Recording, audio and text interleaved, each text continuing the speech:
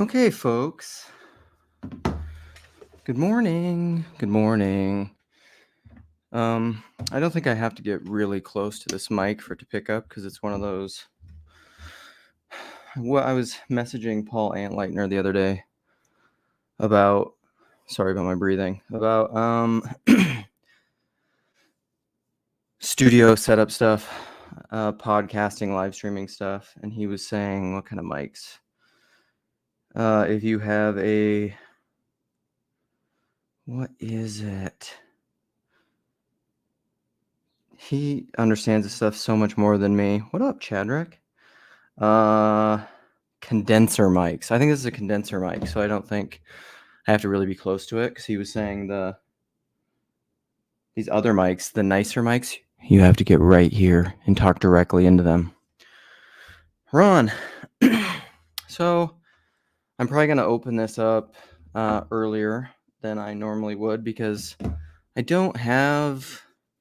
I just want to play. I just want to talk. I want to see what other people have on their minds.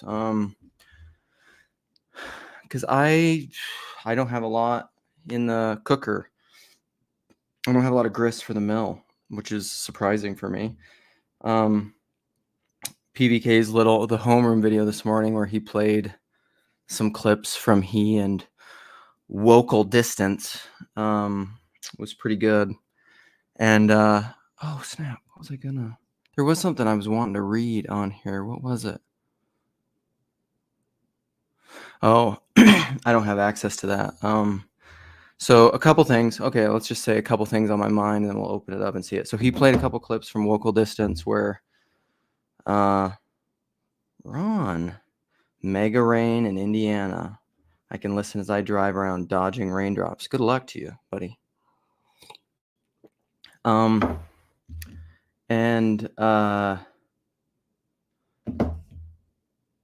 So he was doing that, and then he was saying stuff that Vocal was talking, and I don't know. I haven't listened to the whole conversation because it's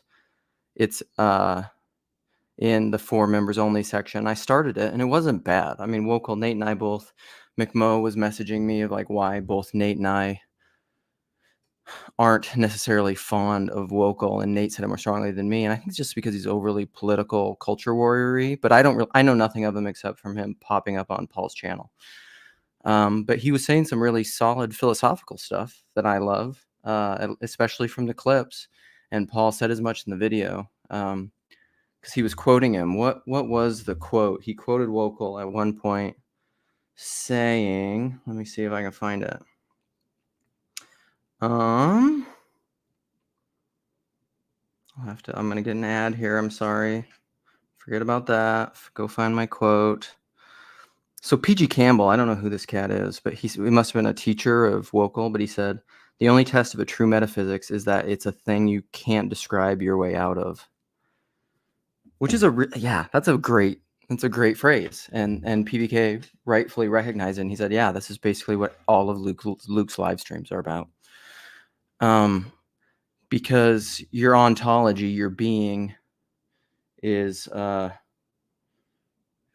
deeper than your self-awareness and your conscious articulation. Think Polanyi's modernist assumptions of knowledge is deeper than your description of it. It's more fundamental. It's what would be the logical term? I mean, I don't know if it's.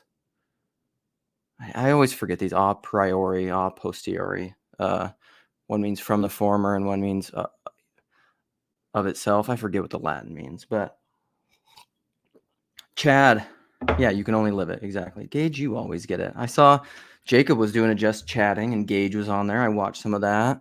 Our old boy, Parlato or Calvin Harris was on there. Foxman, Racco. Okay. Ooh, this is a great question, Anthony. Why not?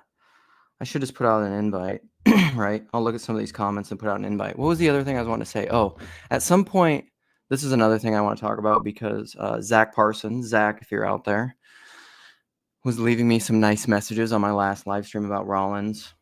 He said, I mean, these are positive messages that I love, and that's part of why, outside of just the community and friendship, of why I keep coming back to TLC and why I can't quit you, is there are positive messages. You get things where people say they help you, and he said something like, man, I wish I would have discovered Luke, or I needed Luke 7 years ago or something. And like, those are my people. Zach, you're my people who you are like, where you were 7 years ago is the exact kind of people that I want to talk to, help if I can, commiserate with, co-suffer. Because like I get, you are almost like a quintessential example of the kind of person who grew up in a Christian context, or post-Christian, or secular, or whatever, and has this weird relationship with religion. I was talking about this in my book club last night, because all these guys I go to a book club with all these very, academic type guys, but they're just not in this world. And we were talking about the phenomenon of, because one of them in there is an author, and he's starting to write books, and he's submitting them, which sounds like I don't know, just like a hellish thing. You put all this work into a book, and then you put it out there, and then you just get rejections upon rejections upon rejections. But good for him. He's got this real passion for writing. It's fantastic. Shout out, Ben. I don't think you watch any of these. I don't think really pretty much anybody in my real life watches these things. And that's understandable. But his second book is about, how did he describe it? It really, I was like, oh crap, that's like my favorite subject. But essentially it led into, I forget exactly what it was, but then it led into this conversation of Christian atheism, Dawkins Switch, Tom Holland, Douglas Murray, all these people that are they're beginning to recognize increasingly that it's the Jordan Peterson phenomenon. It's everything in his wake, that we live in a Christian world, Judeo-Christian world, and that is the deeper religio, or like Yoram Harzoni said, that like anything that binds a body together is this deep set of tacitly held values. Like, that's what makes a community a community. So even like when Dennett is talking about civilization or community is this deep thing of which things emerge, well, I mean, you're kind of equivocating language. Like what you're calling civilization, Jordan Peterson or we would call religion.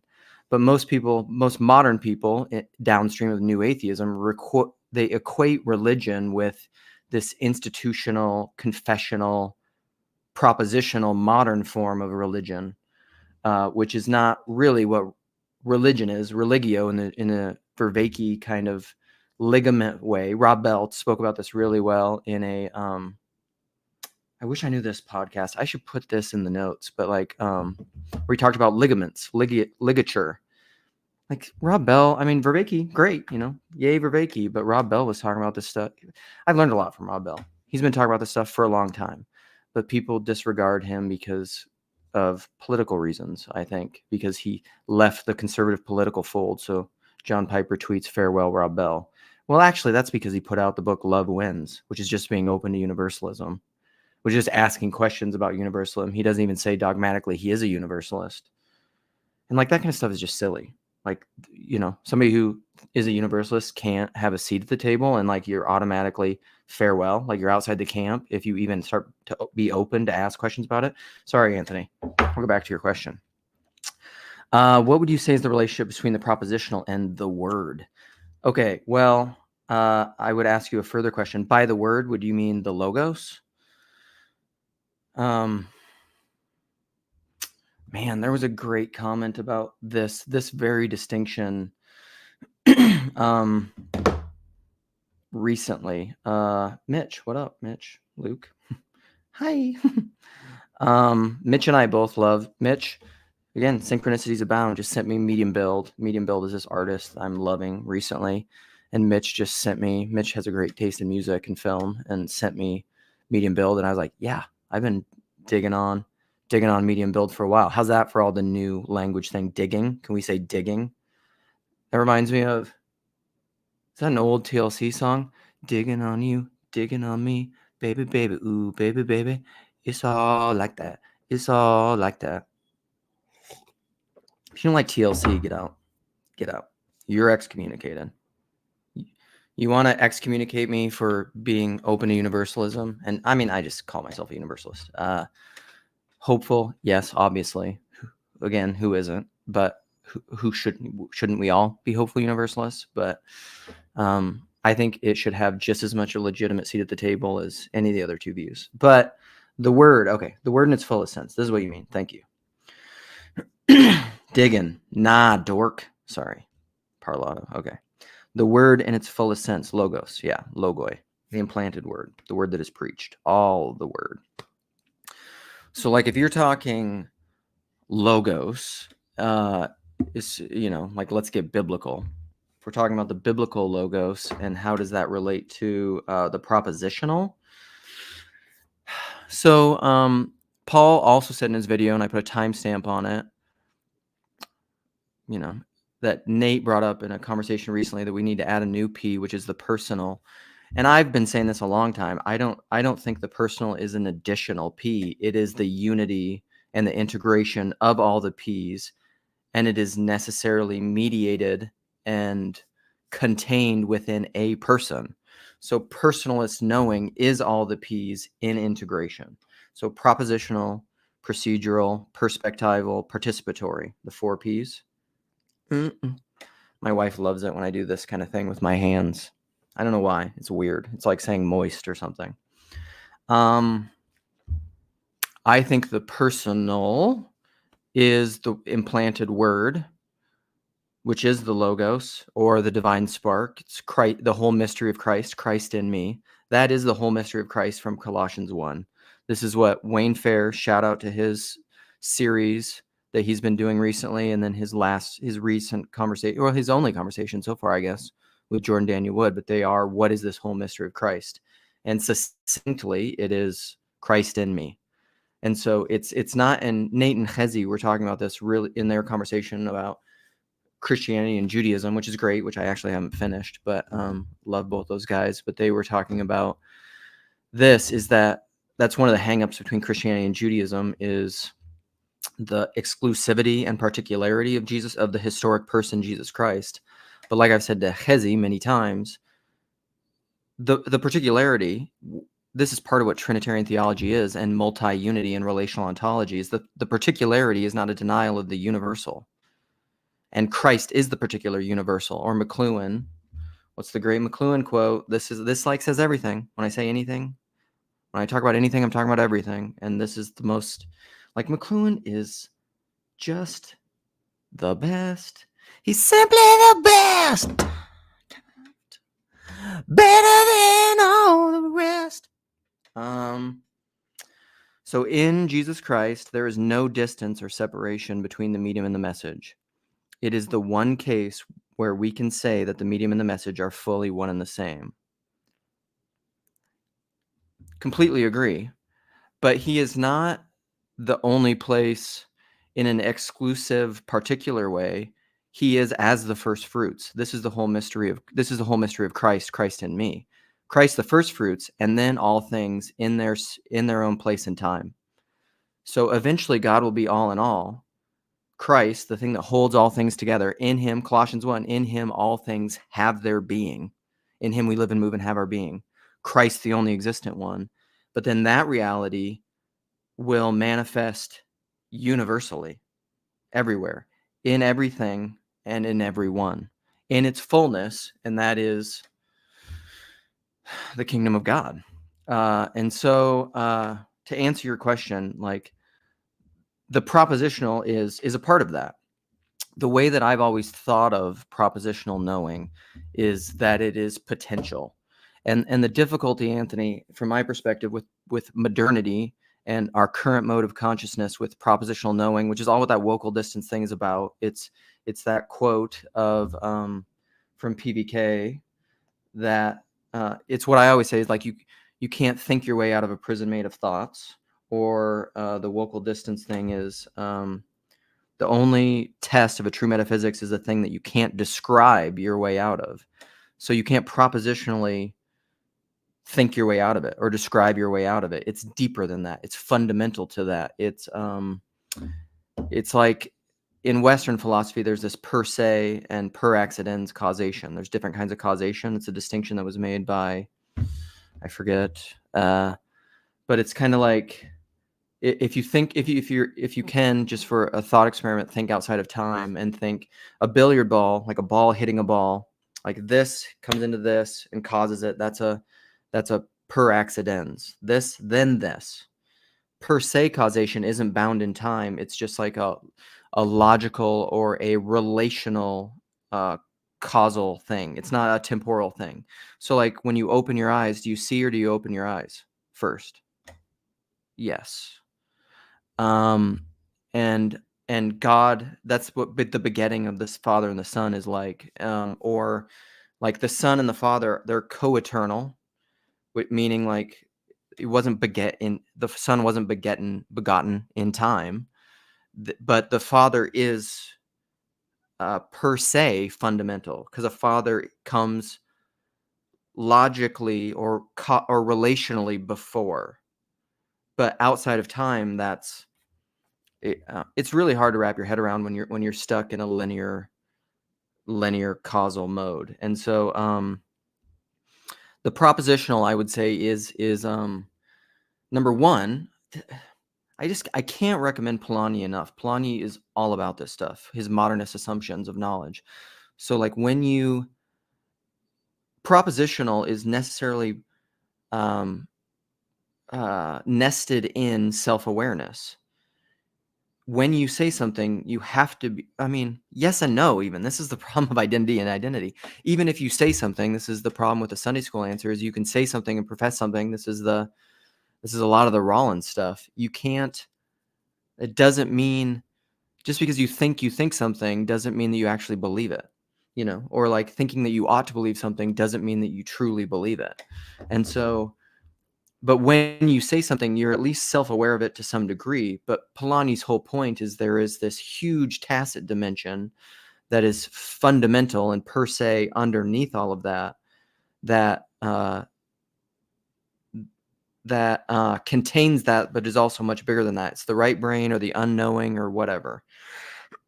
And so the propositional this is where, everybody says I'm anti-propositional. I'm not, because the propositions are important. And I can't remember whatever live stream I was talking about it, but I was talking about my own personal experience with Reformed theology and how it was really, it really led to a kind of nihilism and was very unhealthy for me. And that was stemming from the propositional. So the propositional, if you really stay within certain modes of propositional professions and confessions, those things will form you over time. They do. That's the purpose of them, because they are potential. A proposition is meant to be embodied, but in and of itself, it's dead. I feel like there's a scripture about that. It's not coming to me though. It's out there a little.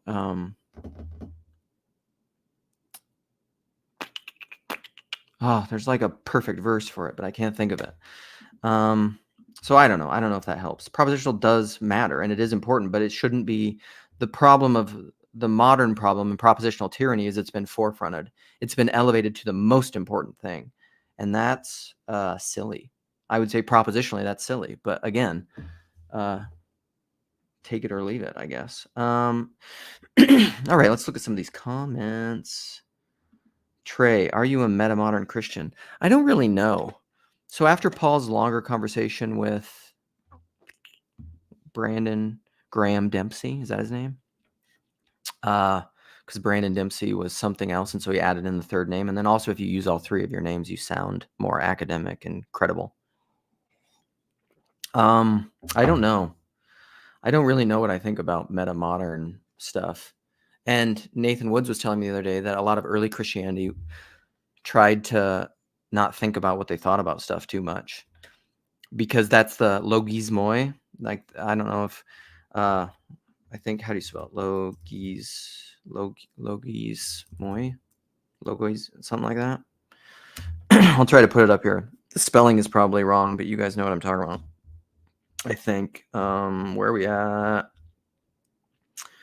So logismoi, but that's essentially like, You can think of it as like intrusive thoughts, or C.S. Lewis in the Ransom trilogy, especially in the second Perelandra, when he's down in the belly of the earth, which the symbolism is profound. He talks about the voluble self, VOLUBLE, which is chatty, like the chatty voice inside your head, which I associate a lot of those with intrusive thoughts, like this voice in your head that just never shuts up. Is that good or is that bad? I don't know. We'll see. And but a lot of the early church, especially, and I think Nathan's right about that, tried to just disregard those things. And I replied to him, like, what do you think about this? It doesn't matter.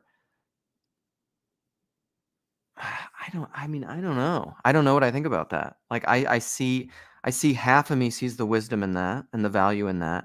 Half of me, or another part of me, I don't know that it's exactly half, says, and I was just saying this in the Grail Country chat this morning, who do you say that I am matters.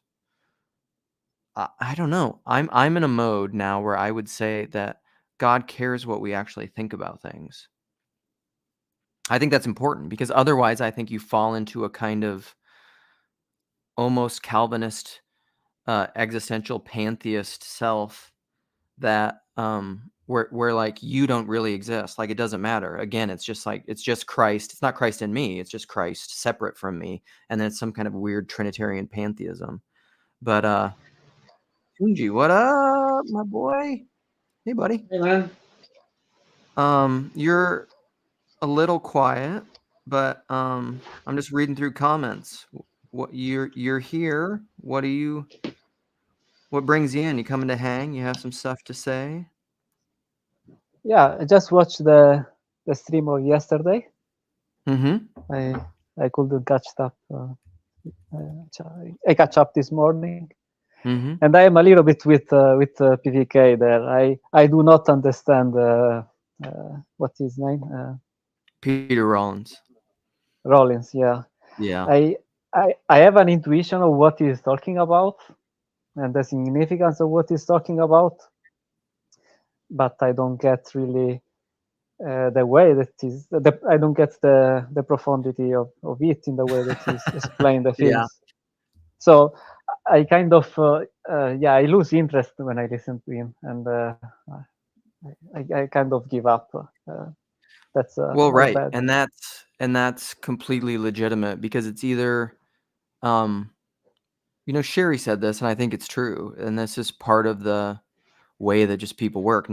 There is no universal prescription for everyone, I would say, outside of the generic Christ. But the reason I say that with the generic Christ is because he has universal application to everyone and everything in their own way. And so, like, someone like Peter Rollins, he's either deep calls to deep. Either he resonates with you or he doesn't. And if he doesn't resonate with you, well, you can't live whatever. Even if he's saying something true, you can't live it, so it doesn't matter, because you don't understand what he's saying. It's like somebody could be speaking Chinese and saying something profound, but if you don't speak Chinese and you can't understand him, it doesn't matter. Mm-hmm. So just let it go.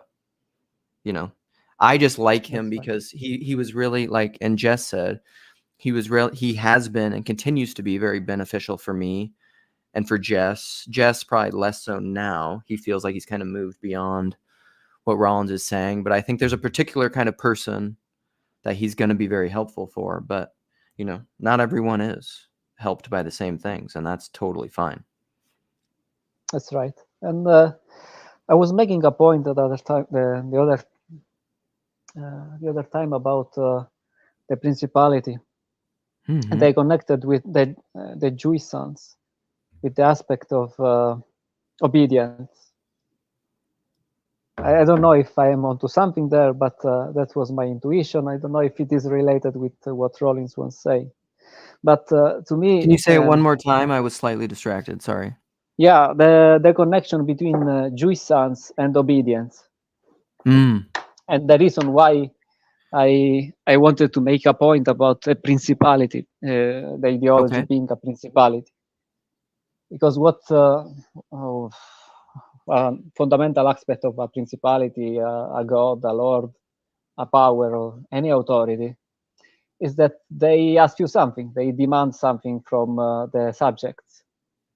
And intrinsic in the human nature, there is um, the instinct of obeying someone, to worship, obey. And related with the act of our obedience, there is a certain satisfaction that we realize when we obey to somebody or someone. And sometimes we can see I'm rebelling. We have the thrill. It's a kind of a thrill, um, a spark of ecstatic sensation that happen even when we rebel. But the argument is that when we rebel, we are actually obeying another authority instead of the one where we are supposed to. Mhm. So every time that we obey to something or someone, we have that spark of pleasure in us, instant and immediate, that I don't know, it makes the things even more addictive in a sense. Yes, I like that. Yeah, no, I think that's true. I mean, to try to relate to it even in my family or something, it's kind of how we'll say we all have mommy issues or daddy issues or parental issues, and all of that is because we are in some kind of misalignment or disintegration with our parents, because to some degree what all of us really want is the approval and the love. We want the approval and the love of our parents, of our authorities, but we want it in a way that is properly integrated and not disingenuous to our own integrity. And so, like, there can be a way in a parental-child relationship where if the parent is not in alignment properly with themselves and with God and with the child, they're trying to coerce or manipulate or mold the child in a way that is, I don't know what's the wrong word, inauthentic or not integral to who the child really is. Trying to reform the child in your image in an identical replicant way, like you're just trying to. That's when people will often say the father is maybe trying to live vicariously through the children, like to be a great athlete or something because they weren't, and then they can live vicariously through the child or something. But is that really who that child really is and what their gifting is and what their vocation is? Or are you just trying to? It's like people will hear of Tiger Woods. You're familiar with Tiger Woods, that his dad, like from a very early age, there's almost like the joke that he like super glued a golf club in his hand from the time he was like 4. And so, like, I say all that to say, like, there's a strong impulse that can be both positive and negative to winning the approval of an authority. And that's clear in a family, but it can be that way in a church. It can be that way in an institution. It can be that way anywhere. But I really do agree with you that jouissance, this kind of enjoyment, I think you are getting an enjoyment or a pleasure. It's almost like that out of either obedience or disobedience. I mean, I really agree with that. And properly, when everything is properly aligned, you're getting enjoyment out of sacrificing for the Father. I mean, that's Jesus in Gethsemane. That's him. Not my will, but your will. That's what he's doing. Is like, there's part of me that doesn't want this, but it doesn't matter. Like I'm getting for the Hebrews 12, for the joy set before him endured the cross, despising the shame. So in that's a very like John Piper future grace idea of like, there's a joy in there. Yeah. For the joy set before him, the promised joy. So we are putting together obedience and alignment to you can say archetype, or simply your father. Mm-hmm. So you are aligned to your essence and the essence of your lineage, or what you supposed to be. But maybe I was making the point that there is something that is intrinsic in human nature, given to us, that give us it's programmed to give us joy when we obey, rather than simply being a secondary manifestation of a bigger problem. Yeah, no, I agree. I mean, I think seems to be universal. That's just love, man. Like, I can't. I mean, if I really think about myself, and I mean, I probably don't want to talk about it too deeply or intimately because I'll probably just start crying. But like, seeking, if you could have proper alignment in relationship with both of your parents, where they, I mean, that's essentially like all I've wanted my whole life is I mean, Lance knows that and makes fun of me all the time for wanting affirmation, but a lot of that is just like due to childhood wounds that I feel like I never really had the approval of my parents, you know? So like that's what you're always seeking, somewhat, is the approval of them. And but we need to be able to do it in a way that maintains your own kind of integrity, what Sherry always talks about, that your center, that Douglas Harding center. You can't deny, like that's the weird thing. It's like, deny yourself, take up your cross and follow me, but deny yourself, I would say deny your false self. You can't deny your true self, or else then that's where, like, then you don't exist. That's not Christ in me. That's some weird kind of thing. You know, I don't. That's a really hard thing to wrap your head around. But anyhow, I don't know. Chad, Luke, Hey there. Luke, long time no see. Hi. I know it's been a while. Yeah, just needed some adult conversation. So glad that it worked out for me to join. Yeah, I'm on my way to meet my wife. It's her birthday today, so we're hanging out. But I'll be in the car for like 15 minutes. So anyway, Oh, nice. happy to Your just wife's hop on for a birthday? minute. Yeah, it's my wife's birthday. Happy birthday, Luke's wife. What are you guys doing? What's on the agenda? How are you romancing? Well, I'm meeting her for a chiropractic adjustment. Oh, lovely. and then we're going to the thrift store. Yes. And then we're going to get sushi. So it'll Oof. be a great time. Sushi. Well, you know me. Tom Lukeson loves good sushi with a free car. Yeah. Car, free sushi. Yeah. Yeah, but no, I'm so glad you're doing a live stream today, Luke. We had small group for our church last night, and it was just a bunch of small talk, which it's always so hard for me to engage in small talk. And it just left me craving some deep conversations. Yeah. And anyway, I've been thinking a lot about Pete Rollins. I don't know if you feel like talking about that, but also, I mean, you guys talk about living vicariously through your children. It was funny. I mean, last night we were talking a lot about Pee Wee baseball and how big Pee Wee baseball is up here in Arkansas. And it's just such an example of parents living vicariously through their kids. I'm like, there's obviously a lack, for parents. There's obviously some kind of deep lack if you're, yelling at the coach of your 8-year-old's Pee Wee baseball team, Oh man, that reminds me so much. So I came from a big wrestling town. So in South Dakota. So I came from this super little town that had like 800 people, but there was this kid who started wrestling. He started wrestling in 7th grade and was about like, he lost about half his matches, but then he decided to get really serious about it and just like started training like a psychopath. And then he went on to be a 5-time state champion from his 8th grade on, because you could do varsity in South Dakota 8th grade. Small towns, wrestling's a great sport for like rural farm kids and ranch kids. And then he went to the University of Iowa and was like a 4-time national champion at Iowa, wrestled in the Olympics. And so like ever since then, like my town was like a wrestling town. And I had an older brother who was really good at wrestling, kind of varsity from junior high on. And I have this vivid memory. Well, he was actually ranked first at state going into his senior year, and he quit, which is kind of an interesting thing because he was just burnt out. Because this is like this whole thing. This is to your point, because I remember this one tournament. It was in Fort Pierce, South Dakota, and my brother was wrestling. I actually don't remember if it was.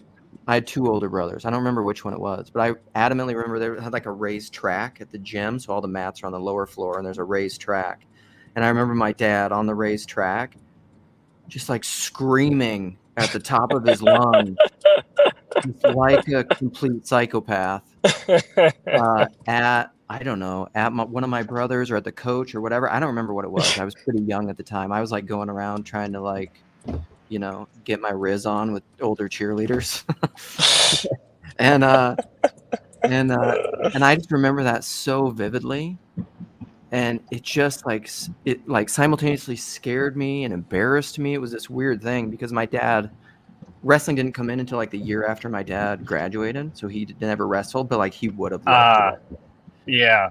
And all his boys wrestled, and he was just like manic about it. He was just like, he like hung up this rope for us to like climb the rope to like get strong hands. And I mean, it was like maddening. He was just like, wake up and do 100 push-ups every day. It was just like military training. Yeah, but then it sounds like you weren't interested in wrestling, right? So then you weren't able to kind of live up to your dad's aspirations for you or something like that? I mean, I was like a little emo boy fat kid growing up in rural South Dakota on a cattle ranch. I mean, wrestling isn't made for chubby kids, like kids that just like want to eat an entire box of Fruity Pebbles. Like wrestling is not made for you, And so it's like the last time I ever wrestled was in 8th grade, and I think I mean this is how sad wrestling is, and it's gotten a lot healthier, but I started off the year probably weighing like 125 or something in 8th grade. I was still pretty little. And I cut weight down to like 95 pounds in 8th grade, which is stupid. Like, that's stupid. You shouldn't ever even allow a kid to do that. And like, yes, was I kind of chubby when I started? Sure. I was always chubby. But then, and I remember the last night, like I didn't drink water for like a couple days. And I was cutting weight so much. And like I was just splashing water in my mouth the last night and just like spitting it out because I couldn't even drink water. And then the tournament, like I got destroyed this last tournament because I was essentially just, trashed. My body was trashed. And the only thing about wrestling that I wasn't like a freak athlete like my older brother he's just really athletic and good. Like I was okay, but I was strong. I was usually stronger than kids my weight. And not then. Not after I was just emaciated and almost dead. And I was just like, I'm done. I'm not doing this anymore. And I'm sure it was disappointing to my father, but, whatever. Add it to the list. Right. But I mean, it seemed like you guys were also talking about, something like potential within a person. And I mean, we have twin boys they just turned 3. And just as a father, the thing I always try to keep in mind is my job is to see that potential in them and to foster the development of that potential into something like who they are meant to be. Because I think I just see so many examples of like just severe damage that's done by a father who imposes some kind of ideal on their child without being sensitive to who that child is. It's like there's a relationship there. I mean, and a lot of it, I feel like, especially with our boys being so young, is just, it's that having the eye to see who they are, kind of who God created them to be. Yes.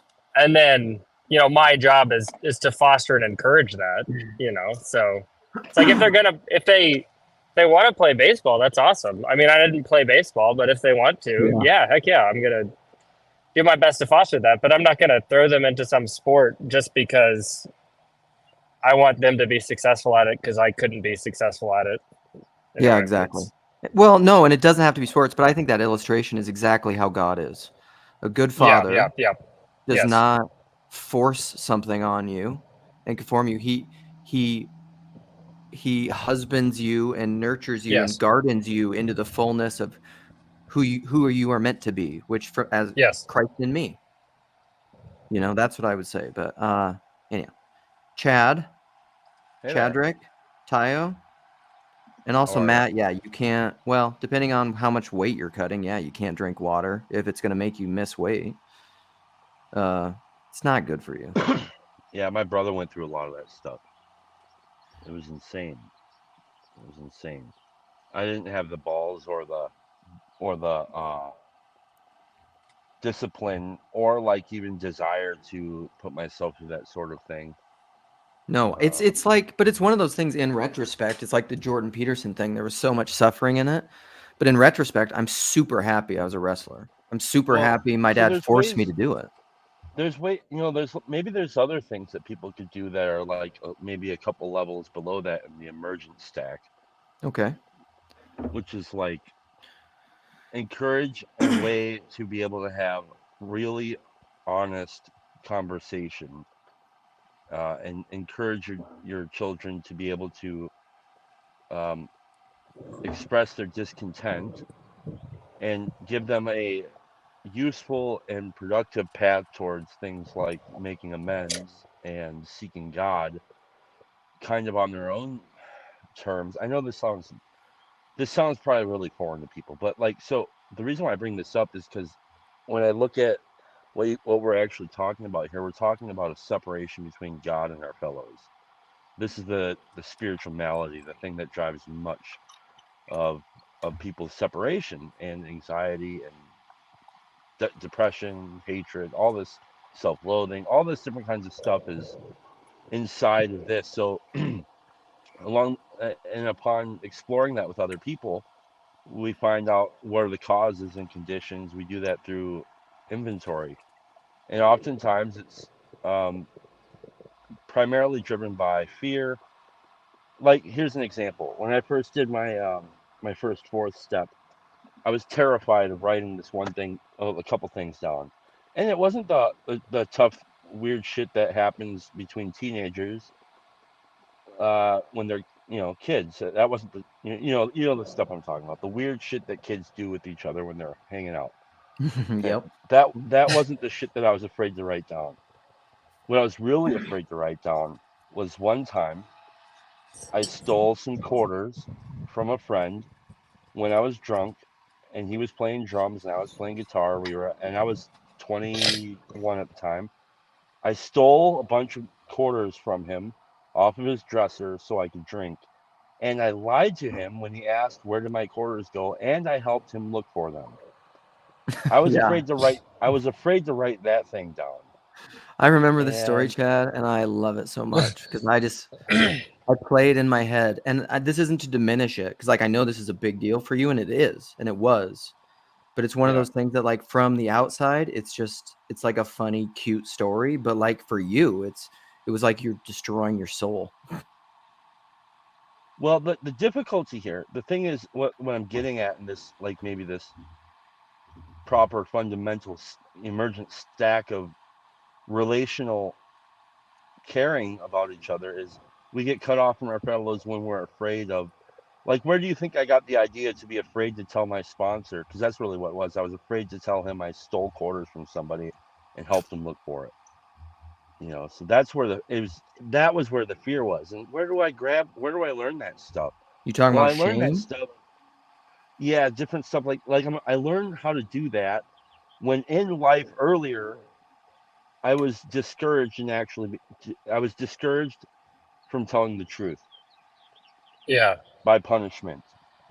And Yes. so, Yeah. like, Yeah. Yeah. Yeah. I Yeah. would I would say that if parents could really, really focus their attention on how to better heal those or create those kinds of structures for honesty, then it doesn't matter whether they go to baseball, wrestling, or painting, or playwriting, or math, whatever. Like, if you get down there first, and and it's hard to do this because of authority, and people don't want to be underbearing or overbearing. It's crazy. It's crazy. But yeah. Yeah. Yeah, I think it all boils down to loss of relationship. I mean, I think that's the big fear the child has is like a Yeah. loss of relationship with that parent figure. And then they project that onto other relationships. But Yeah. such a good point, Chad. Such a good point. Yeah. So, well, I'm at my job site. I better get my sorry ass in there. You guys kick Thanks. ass. Thanks for Have fun. stopping in, Chadrick. Bye, Beautiful Chad. man. Toodles. See ya. Yeah, you guys have thoughts on that? I mean, I think that's huge. It's like how to do that though is like I don't know. And as a parent who has kids that are a little older, I think my wife and I do a decent job at that. I feel like my wife's better at that, probably. Like if I don't know, maybe that's my own POS and self-loathing, but I do think probably objectively she's better at that than I am. Because I'm judgier. I come from a long line of judgers. And I'm very judgy myself. And so it is difficult. Like how do you that proper discipline, in the New Testament talks about, the good father disciplines those who he loves. Ones he doesn't discipline is like a bastard child. Like you actually discipline kids that you care about, that you want them to have proper behavior. But how do you do that in a way that doesn't crush their spirit and make them not want to tell you the truth? That's a hell of a thing.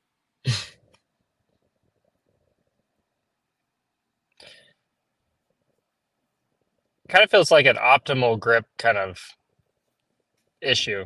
It's like I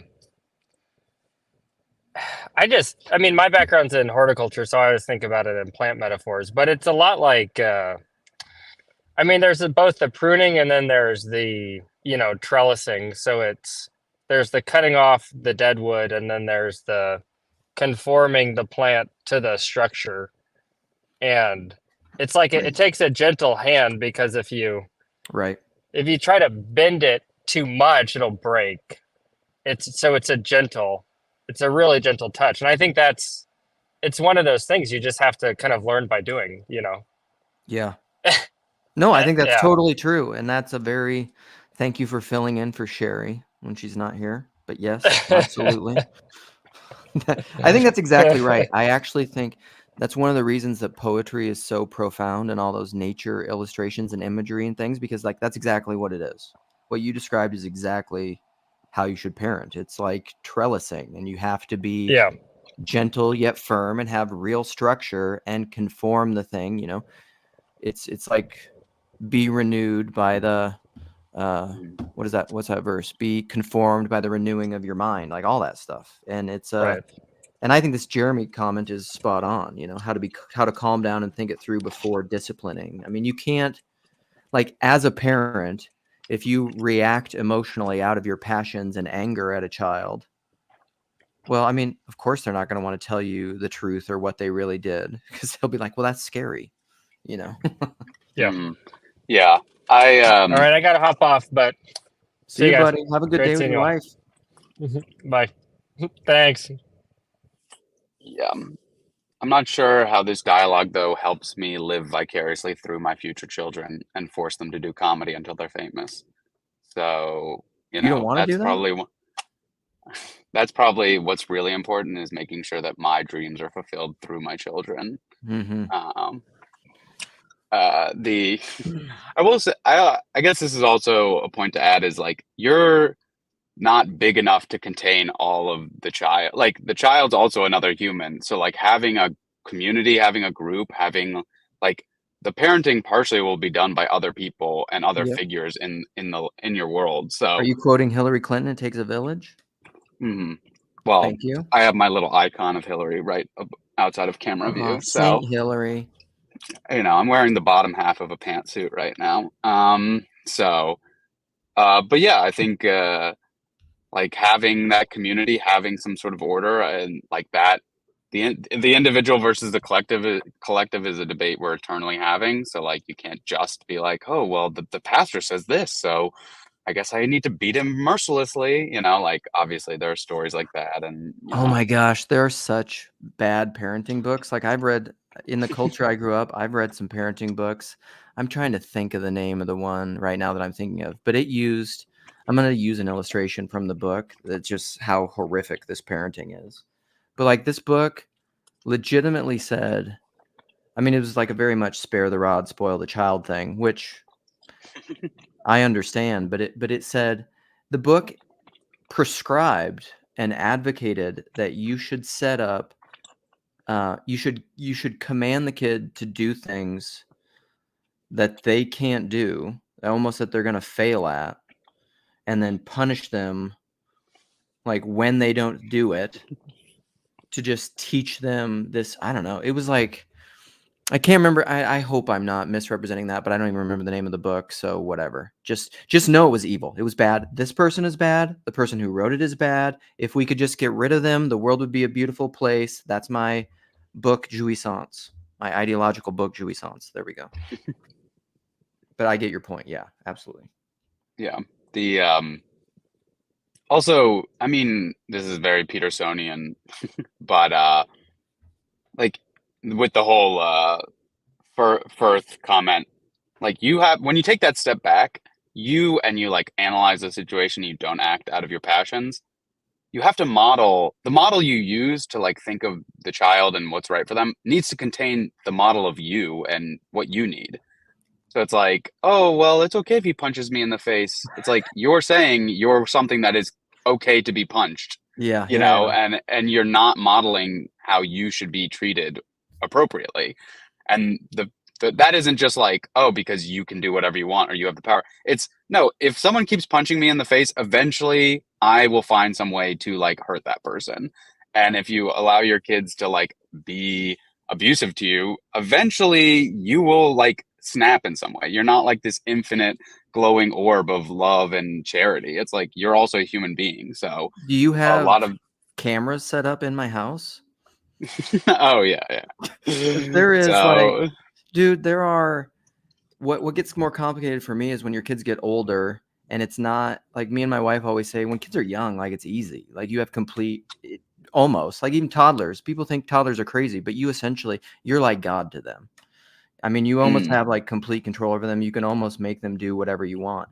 When they start becoming adolescents and teens, and then let's talk about some of the, we can talk about the patriarchy, but let's talk about the negative, evil, malevolent matriarchy. The malevolent feminine, like when I have daughters that are emotionally abusing me relationally, how do you respond to that? Oh God, it's like, it's the worst thing ever. yeah. Oh, so Have terrible. have you tried withholding affection and not telling them why? That's probably the most effective means that I've. That's not a good thing, but this one of my children I'm thinking of, they wouldn't even notice. So they will just emotionally abuse me, and then I would try to play that game back, and they wouldn't even notice. And all I would do, it's just me drinking the poison, hoping that it hurts them back. I'm like, you don't understand that I'm just a scared little boy that wants affirmation and love, and you're being mean to me, and you're my child. It's so horrible. Yeah, I will say though that like that really like, I mean, I always talk about it, but that summer camp I worked at, like like so much was done communally. Like there's a way of being in the community. Like I honestly like don't know how I got through it without like more like I literally I'm alone in a cabin with 6 13-year-old boys. It's like at any point they could just be like, this guy's an idiot, we're not going to listen to him at all, and like just like I'd be like, I don't know what to do anymore. But somehow through the camp, through like the fact that like this is how kids act and this is what is respected, this is what's good, like I basically never developed a theory of punishment like in my 4 summers there, or like really thought about it. I mean, you could send kids to like the principal's office equivalent or whatever, but I don't know if I ever did that once. And literally the only thing I would do is the first night of the camp, I would just like, we'd all get into our beds and I'd be like, everybody needs to respect each other, this is super serious, good night. And I wouldn't read to them or do anything, and we just go straight to bed. And then I was like, okay, well, I set the tone as harsh as possible. Now, whatever, the cards will fall. I pretended to be really tough on the kids for at least 24 hours, but now wherever the cards fall, they fall. But I don't know. That's just the point of like, you can't do, this is a full person who's going to have a full lifetime, and you can't do all the heavy lifting, even though like it feels like it. I mean, I'm not a parent, so what do I know? But I'm sure it feels like it falls on you. Tell us how to parent, Alan. You're doing a good job. No. It's one of those things where my gifting is speaking to experiences I've never had. That's my like gifting. You're good at is it. Like, is when I see like someone struggling like in their career and their family and their single mother, that's where my ministry takes off. Lean into that. And I'm just like, have you thought about like getting a job that pays you more and like finding like cheap childcare? Like, yeah. I just thought of a joke, and I normally have very little of a filter, and I didn't say it, and I still don't want to say it because it would have been sad and hurt a lot of feelings, and I don't want to say it. And I'm thankful that I have that much of a filter. Thank you, God.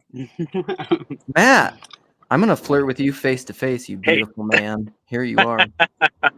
You guys are being so sweet. I thought I'd come in.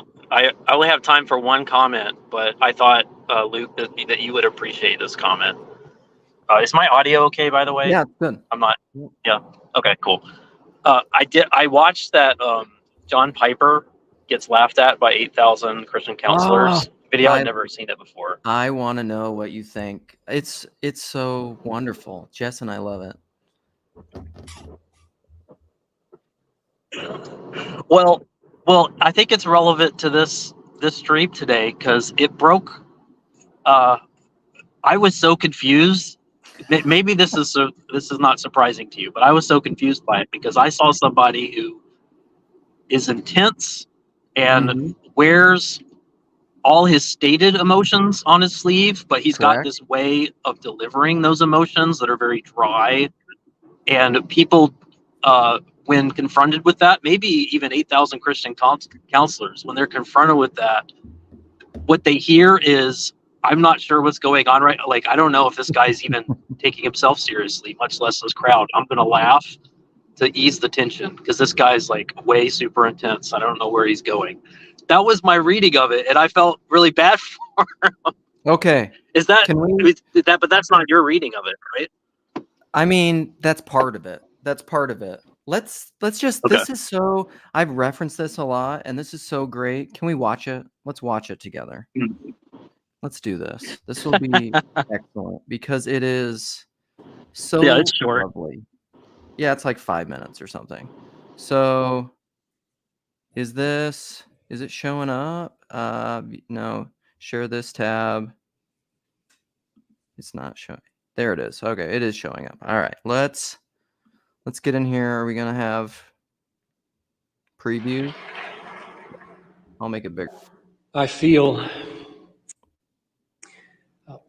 honored and humbled and vulnerable and exposed to speak to the American Association of Christian Counselors. I don't think I could think of any other audience that would be more likely to see straight through a speaker than you would. And I take that to be a good thing. It puts hypocrisy on the table immediately. It makes true horizontally what we all know is true vertically all the time, namely God knows totally all the time whether any speaker is a fraud or a hypocrite, so you may as well know as well if he knows. It's a wake-up call to speak to people like you. I've never done anything like this before. A wake-up call to the realities of pretense in my life, suspecting that any attempt at schmoozing would be known right away. So I thought I would spare you the analysis and just go ahead and tell you up front that I'm a sinner. And I'm a man who, to be more specific, must crucify the love of praise every day. A man who struggles with the same 15-year-old adolescent fears at age 63, namely the fear of looking foolish. See, this is our stream today. This is our stream. Sorry. Feels it quickly when he doesn't get loved the way he wants to be loved. Who's almost never sure of the way he uses his time and therefore pretty regularly is all dealing with guilt feelings. A man who is short on compassion and long on critical analysis. A man who is prone to freeze up emotionally when he's tired and then feels instinctively justified in blaming it on somebody else. A man who loves to praise God in the great assembly and and feels a constraint on my spirit in my own living room. A man who has loved his wife for over 40 years imperfectly and spent 3 of those years with a Christian counselor trying to learn how to be Christ and the church to each other. A man who never feels sure of his motives, including the ones I feel right now about why I'm doing this. And you're a very Your first strange joke, audience, intentional joke. because I totally did not expect laughter. Okay, quick pause. I don't think he's joking. Still, I don't think he's joking. That's Okay, and that's even what's there. funny. Yeah. Even there, I don't think he's joking. He's like, Yeah. you're a strange audience. I know Piper very well. I don't think he's kidding. All right, let's go back. And I'm continually perplexed. So I guess I'd better just get used to it. This is a serious talk, in case you wonder. But this is strange. But he's So killing as a you stand-up. just kind of get it out of your system. I know that you've been set up for an hour and a half, maybe a little differently, but I'm just not used to being laughed at, you know?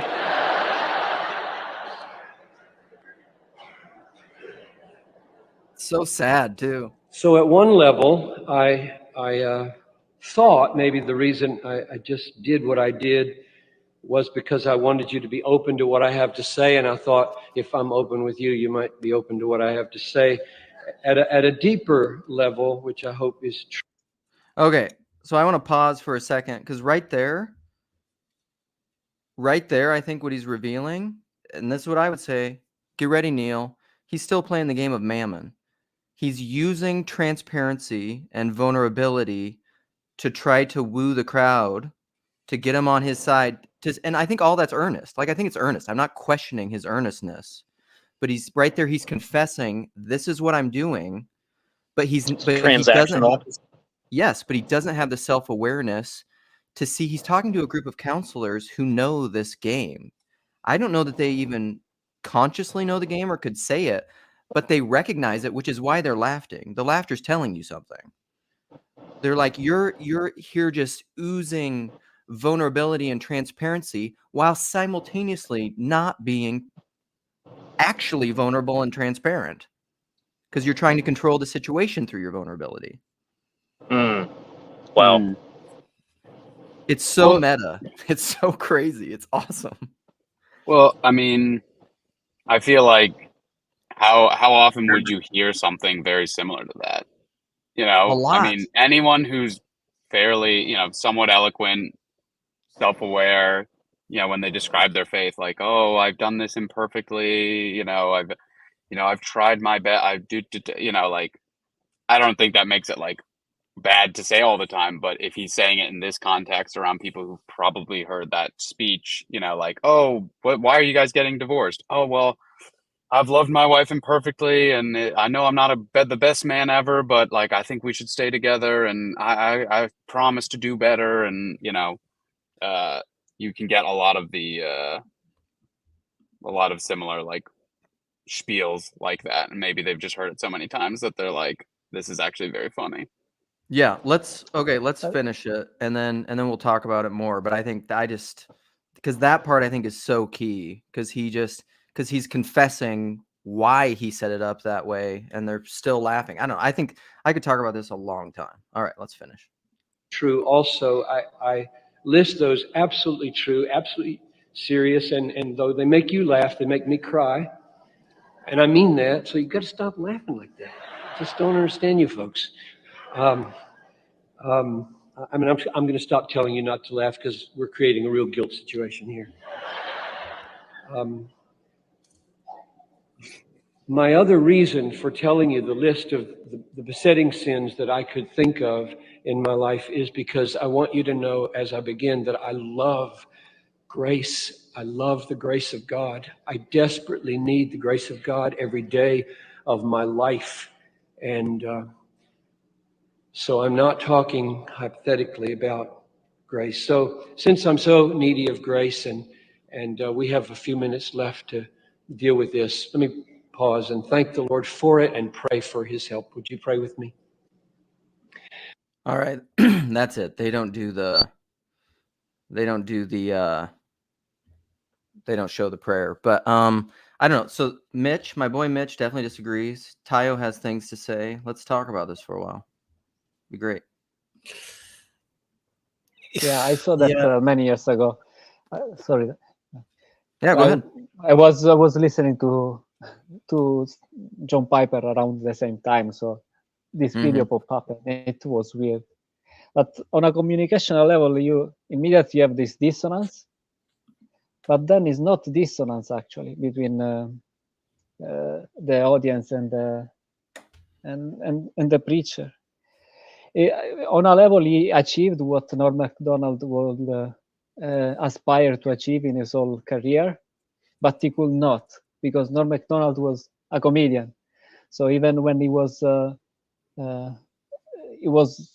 cheating the laughter out of the audience, saying something completely not to laugh at, he still was a comedian. But John Piper was not a comedian, so he transcended the comedic level of Macdonald. But it's revealing because you have the counselor that expect that you are playing the game. Yeah. And then you have and then there is the person that is opening up, that is expecting that the counselor is aware at the same level of him, of his opening. See, I imagine it make me cry. It made me cry and laugh at the same time. Exactly, because it's incredibly sad. Because what I see is like little boy John Piper up there trying to be a good little boy, trying to do all the things he's supposed to do, in as much as he is aware. But the problem is John Piper isn't very in touch, I think, with the shadow. I mean, to be frank, his own shadow, really, even though he tries to be. And so in that vulnerable, trying to be vulnerable thing, he's not really being vulnerable. And then he's talking to a bunch of counselors who probably aren't really that familiar with him, because if you're that familiar with Piper, he's just like, he's one of the most serious people I've ever run across. Like he doesn't say a lot of jokes. Like he's just deadly serious about things. Just don't waste your life. Like that's Piper. And it's something that I very much love about him. And so that's exactly right. It's like, I want to like laugh, cry through the whole thing. It's such a wild, I don't know, like there's so much in there and it's hard to even know how to talk about, but it is hilarious. And that's telling, I think. For my part, I give him grace. I don't want to judge him, and even if the opening, the vulnerability is performative, this is not where the place where I want to point out the fakery or the. I don't know if we can. Of a person, yeah. I don't even think it's fake. None of it's. But this is the thing: is it's unconscious. He's not self-aware of it. So, like, are you? How do you know? Because he doesn't get the joke. He doesn't get why they're laughing. I don't know, maybe I'm just a little softer. This feels like bullying. It feels like laughing at the guy that doesn't get the joke. Right. And I don't think it was, like you just said, he wasn't trying to be funny. You said that he's sincere. But you claim that subconsciously is being insincere. Is that though? I don't get the analysis. No, I mean, you can't. I don't know how one could be subconsciously insincere. Okay, so when you say subconsciously, what are you pointing at? The shadow. What you don't know that you don't know. What's below your articulable awareness. And you're talk about all the time. You figured out that it's not integrated with his shadow because it didn't get the joke.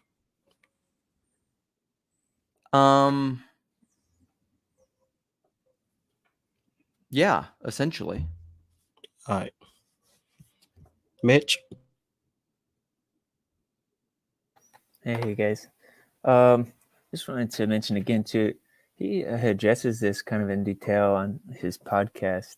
He talks a lot about it. And But yeah, to me, it just seems pretty obvious that they think he's doing something that he's not trying to do. Because if you, the room full of counselors, I don't know what persuasion they are, but if you grow up in church or listening to sermons, you're used to kind of like this basic kind of structure in a sermon. And a lot of times people open up with, like a joke or an anecdote or a story or something funny, not just in sermons, but in just oratory generally, as we know it. And two, I think, people aren't used to people being very, very sincere, very, very serious, or increasingly so.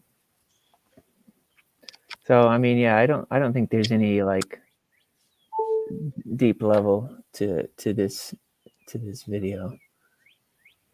You see this all the time, and I just want to say this because you see this all the time in open meetings where, especially like bigger meetings where it's like, there could be anywhere between 500 to 1,000 people there. They'll have an Al-Anon speaker there and an AA speaker there, and the Al-Anons don't laugh and the AAs do, and they laugh at inappropriate things. A buddy of mine, this dude was as yellow as Homer Simpson when I saw him coming into the rooms. His liver was completely shot.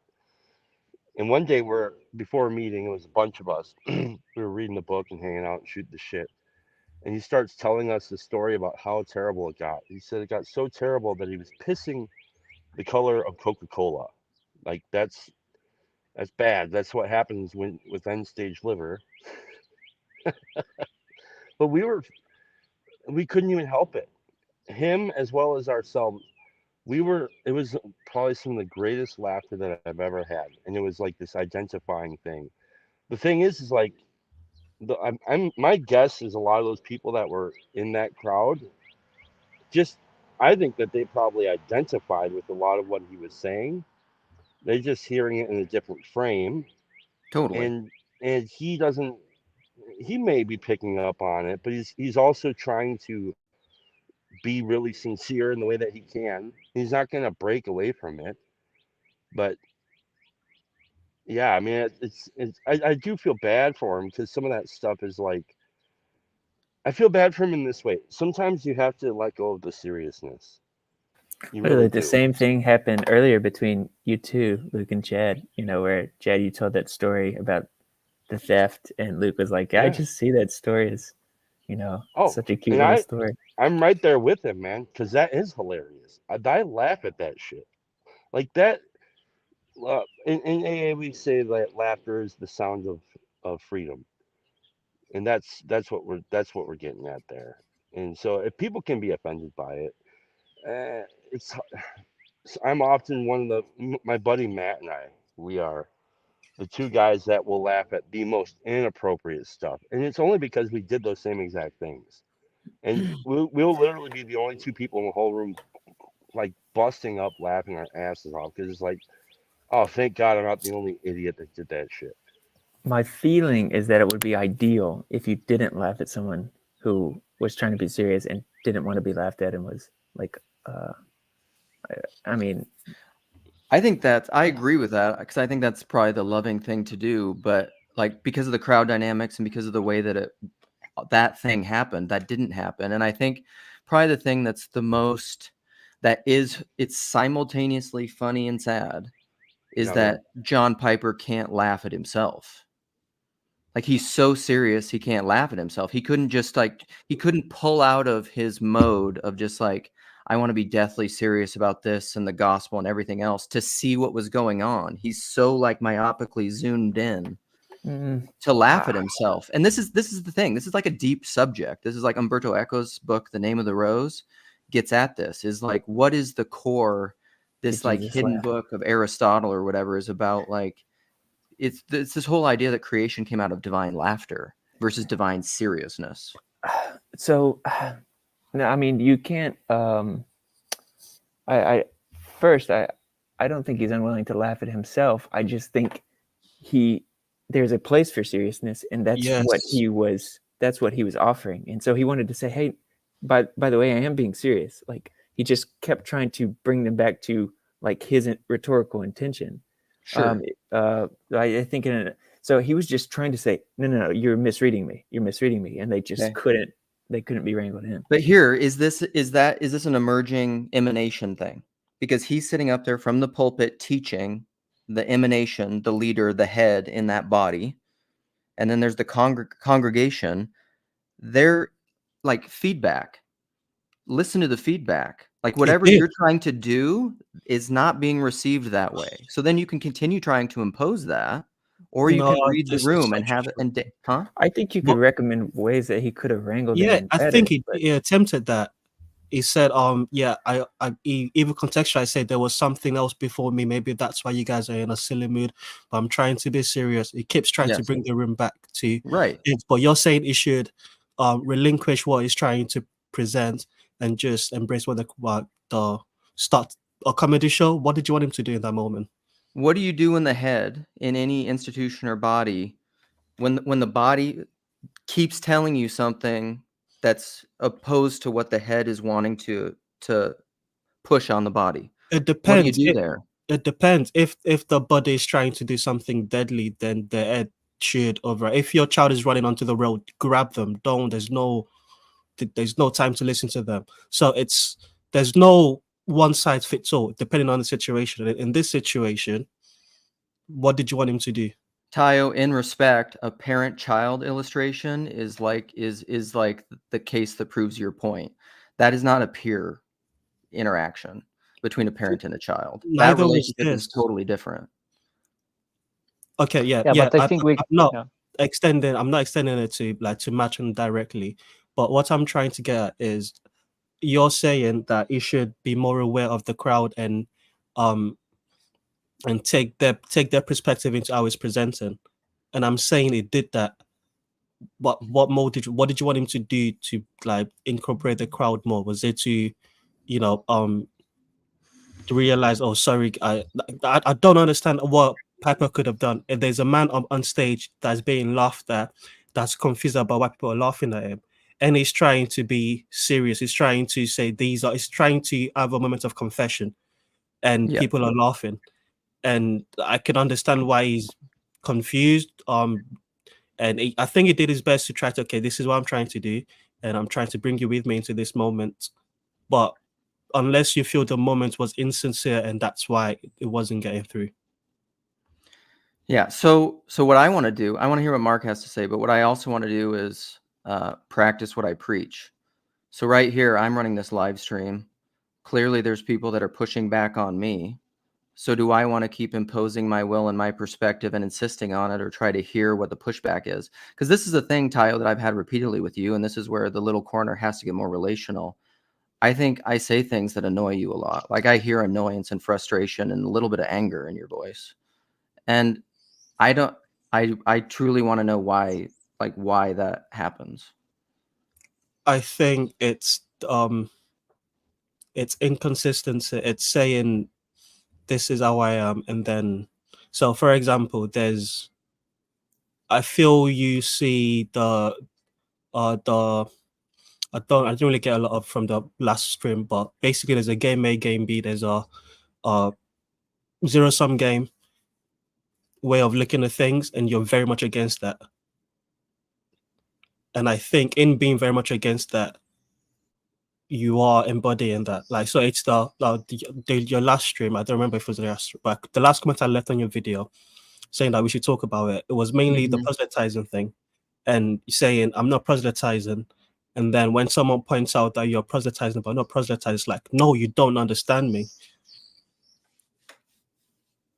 And that's my frustration, is like when something's pointed out, it's like, no, you don't.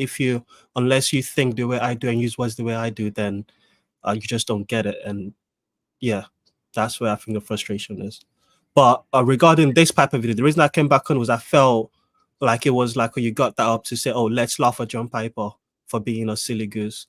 And I'd never seen the video before, and what I saw was a man that's just being confused and trying to, I didn't get what the joke was. Well, it's not, I mean, I don't know. I'll let other people talk.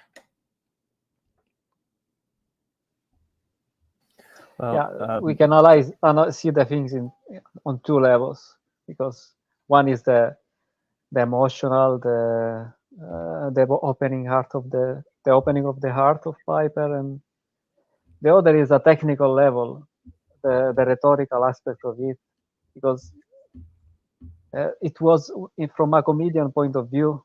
If you have the perfect setup, everything that come after is the punchline, and you cannot escape anymore. So you are trapped in the expectation of the punchline. And unfortunately for Piper, the setup it ended up being perfect. The people in a seminary have an expectation that the speaker open up with something light to relate, to get attention, and then move on to something serious. So there is an expectation of that. And then he tricked involuntarily when he says, when he was speaking about how God sees him transparently, and then he referred to the audience like they are seeing them transparently as well. So that's kind of trick the people. Of course, he's joking, because we are not seeing how God sees him right now. So he ended up in the loop, and he could not get out of it anymore. Wherever he was going to say, he was stuck in the perception of the joke. That is technically, from a rhetorical point of view, what happened. Then I cry at the same time, because I trust that was truly vulnerable, and he meant what he says, and he was giving credit to the audience to catch his spirit, and to not be laughed at. But normally counselor, they have experience with that, so they were surprised, and they were not expecting to have something open up on the stage, because he is on a stage. That is not a place where if you show vulnerability there, you are doing a performance of vulnerability. You cannot escape that stage aspect of it. You are on a stage. You can only perform that vulnerability. It cannot be what you experience in a one-on-one session with your therapist. So the audience was stuck in that mode of interpretation of the situation, and that was sad and was hilarious. And I'm sorry for Piper, but I think he get over it at some point, I hope.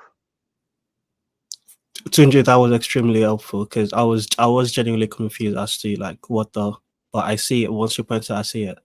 And also, Luke, I don't want to be the thorn in your side. I know I come across on every stream like that, but it's the same way you say you're passionate. I also get passionate about things, and it's not. I know in the video you said that, do I think you're a hypocrite? No, I don't think you're a hypocrite. Look, I think you're a better Christian than I am.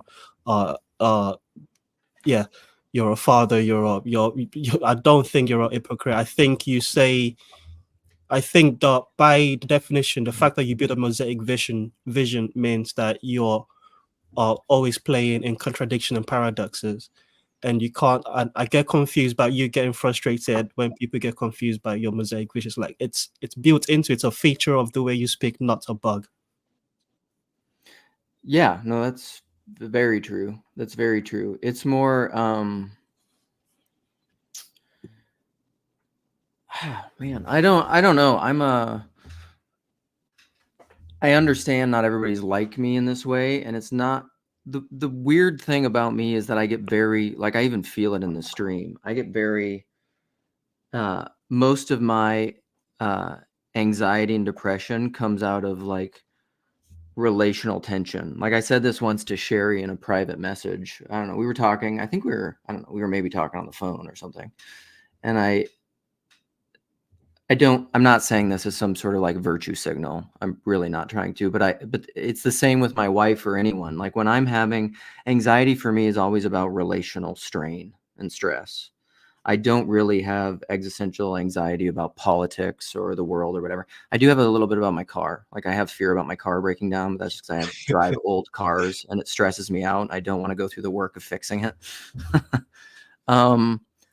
But like even in this stream, and this is deeply tied to probably childhood wounds and like so whatever. I'm just using this language because it's what I know, but like Enneagram 4 stuff, and Enneagram 4s tend to the whole idea of the Enneagram is it stems from childhood wounds. Like your formation comes out of a wound, a very early wound. And it's something like the Enneagram 4 is something like they were not seen or resonated with by either of the parents. Like neither of the parents saw them. And so like I have this weird codependency thing. I'm saying all this to say that like when someone like with you, Tayo, like I get stressed and withdrawn. Like I had the impulse when you were mad at me to just be like, I just want to stop the stream. Like I just want to go away and be sad. I'm glad you didn't. Thank you for not doing that. And like, and this is really like, this is actually how I was in the evangelical world. This is ultimately why my wife said we had to leave, is because there were things that I saw that I had issues with. And I have this weird temperamental makeup that like, it's kind of like Jordan Peterson. It's just like, I have to say it because I'm so afraid of the fear of not saying it, of not speaking what I see, you know, like it's not even courage. It's like it's a weird fear of being quiet when you shouldn't be quiet. You know, it's that whole, and, but like it never went anywhere and it couldn't be fixed and it couldn't be resolved. And then it would create relational strain where I was just so neurotic and sad and simultaneously angry all the time that my wife was like, we have to leave. We can't continue doing this. Cause I probably wouldn't. And she just had this realization the other day. She's like, cause it was some other context. It was some other pattern that was similar. And she's like, you probably would have never left the church. And I'm like, no, I probably wouldn't have. Like I would have just, that's actually confessionally that's the only thing that can really ever, I've only ever been suicidal in my life. And this isn't some tactic to like curry sympathy. It's just me trying to be honest. When I get to the point relationally, and think like with this, I do care about you and your opinion and people in this corner, which is the weird thing of this little internet. But like, it's probably not so serious to me that it would make me suicidal, because hopefully I'm mature enough where I'm just like, I do not this want is you to be your fine. This is 13th not- reason why, Luke. Huh?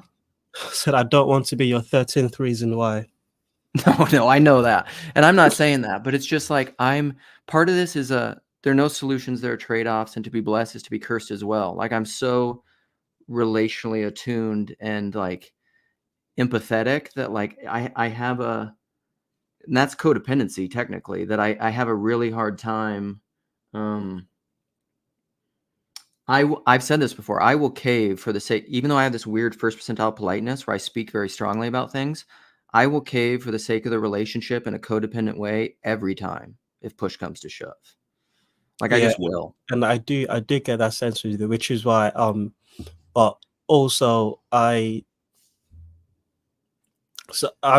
since we're all confessing, my thing is I struggle to, if we're all kumbayaring and yaing, rightly or wrongly, I will embody the alternate perspective. I'm very much like that too. I like that. And so there's a sense in which when you speak and you can only speak from your own person, you speak as if the matter is settled. Yes. And that's the only way you can speak. But when we speak, we're casting spells. The effect that the spells you cast have on me, just like I can't control the effect my spells have on you. It's both ways. Yeah. So I think if I deem there are parts of the little corner that would not welcome too much pushback, but I know that this is a space where you encourage that, even though you feel it more than most people usually do. You feel the relational conflict more than most do. So I do appreciate that. I am grateful for that, which is why I keep coming back and keep poking. No, and that's good. One more thing to that, and then I want to hear what other people have to say, because the reason that is that's been a key part of my own discipleship and even small groups. Like I've had at least one. There's one very big in my mind, because I've always been this way. I've always spoken strongly about things, and I remember one point. There's been at least one or two where it's like it's very much the Matthew 18 principle of, you know, go to your brother, talk to them, and bring another one, and then whatever. I've had my first like really intense small group in Sovereign Grace Ministries. I remember my small group leader, like we all got together in this room, and I thought we were just having a regular small group, and it was essentially like a spiritual intervention where, and in retrospect, like I don't know, there's a lot of complicated things with that group, but it was something where the small group leader brought something to me, and then like everybody else around the table was just like, yeah, we all see this, and like it hit me like a weight of bricks. Because like you can very much live in your own narrative, your own left brain description of how you see things, and then you're not open to the revelatory thing. And that's the whole point of kind of an intervention, is to bring in weight, because you're trapped in this mode of existence. And I love that. Like that's, if you try to eradicate all the thorns in your side and the people who disagree with you, I mean, that's like one of my big whole shticks with Canonize the Heretics, right? Then you never like, I don't want to conform everyone to my image, that's not the goal. Anyway, all right. Mark, Mitch, Tunji, we got real. Well, that's good that you guys got real. That's good. You need to do that. Can you hear me okay? I'm trying something different to get better sound. Yeah, you're loud and clear. Yeah, I don't know if I have any light to shed on the Piper thing, because it seems like we can't escape our own lenses through which we see these things, and everyone has a significantly different take on it. Yeah. My view was considerably different from, I think, pretty much everyone else. Didn't take him as being laughed at, and I didn't take him as being as if it still seemed quite performative, even if you could be sincerely performative. And I think he was being sincerely performative, and the audience was there for a show. So even if he wanted to take them somewhere else, they weren't going to let him out of that deal. They came for a show. They were expecting a show, and being a showman, he still did his job. And I think all that can happen even in authenticity. But like I said, that's just my lens. That's just my take from my point of view. But if he was there for other reasons and was being laughed at, that audience made itself into a pretty unsafe space. And which takes me back to your parenting discussion, because the discussion about, you cannot perfectly protect your children. What is a parent all about ultimately? And when you think of from birth to adulthood, and even into adulthood, the job of a parent really is to provide a home, a safe place to which to go back to and get healing and restoration and reaffirmation. After going out into the world and getting the shit beat out of you, you have a home, you have a safe place. That's what parenting, I think, ultimately comes down to. I mean, and early on, it's different. Everything's very directed, but you try to give them. Jordan Peterson gets into this. There's risk as the kid extends further and further out, and then once you get into the teen world, it's real danger, and but you can't stop them, you can't prevent them from entering into that danger. So what do? You prevent. You're providing a place for them and a relationship with them that they feel safe to come home and get repaired. And that the audience going to Piper, that audience, if he was going in a complete, and if he was really not doing a whole kind of Larry David routine, and was not there, if that wasn't true, it seemed like comic timing. But if he was there being sincere and they were reacting in a completely different way and laughing at him, they were not being Christian as a collective. Yeah, they weren't being the church. How's that? No, I kind of agree with that. It's just it's so hard in these group dynamics because there's that, like, what's happening in comedy or in a crowd like that is this collective unconsciousness. There's this weird thing that's happening where it's almost like everybody is caught up in a swoon of like a spirit that, like, how much are you capable, and it's going to vary probably from person to person, how much are you even capable of pulling back from that swoon. You know, like if everybody in a comedy club around you is laughing, you're probably going to laugh. Or it's like the elevator experiment where there's the experiment where everybody's facing backwards in an elevator and then someone who's not in on it goes in. Like most Well, people turn around, you know. Well, there's a whole seduction relationship, you know, between, I mean, a lot's been made of this between great speakers and their audiences. And, you know, and he's a great speaker, and I don't know if he can not be what he is on stage, and the audience was there to be seduced. And damn it, you're going to seduce. You know, it's just well, go back to Nuremberg, right? I mean, these audiences can get pretty dark. There's a lot of shadow in this dynamic. And what was really happening there, I don't know if I got enough from the clip to say.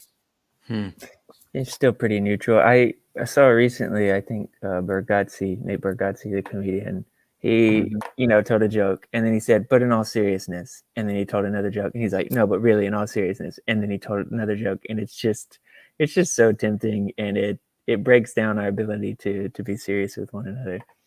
But I think, both parties in this clip are pretty neutral. It's just a classic wire cross situation, which I like the question you asked a lot earlier, Luke, about, should you enforce your will or just receive the pushback? I mean, either one. I mean, depending. Like you might should enforce your will if it's that important. Like if you're pretty sure you're right and you want us to know the truth too, or if you're convinced you should go along with us. But I think that was our interaction that you were referencing with that question is also pretty neutral. So. Yeah, I think of these things a lot as like The Body Keeps the Score, which is a book that I've never read. This is one of those books. I don't read a lot of these books. I just reference them, and my wife constantly makes fun of me. Like I'll talk about The Body Keeps the Score, which she has read, and she'll be like, she just smiles. Now we've got to the point where she just like, it's just a little smile where I know that she's making fun of me. But like that's the whole idea is you can, in your mind, you can keep making choices because you can impose your will. The elephant, the writer can keep imposing his will. That Jonathan Haidt illustration, which I don't know if people are familiar with, where Jonathan Haidt will say, that's how it works. The mind and the body is like the elephant and the writer. And, you can keep directing the elephant until like there's a bunch of pizza over here or whatever the elephant wants. If the elephant really wants it, it's going to go get it. Like, I don't care how hard you pull on the reins with the little rider on top. And the body is kind of like that. Is like you can impose your will to some degree. If the elephant is in sync with the body and agrees with the body, you can direct it a little bit, but it will reach a point where that's what the whole Body Keeps the Score is. It's like there are glaring symptoms and signals telling you about a problem that the writer is ignoring. And I think of all these things in terms of bodies. That's your physical body is that illustration, your mind body thing, but any body like that thing that we watched was a body, and Piper was at the front being the head of it, speaking, the speaker, the mouth of the body, and the body was giving feedback. And what exactly all of that was, I don't know. I have thoughts about it, obviously, of things that are going on, but I find it really fascinating because I don't completely understand it,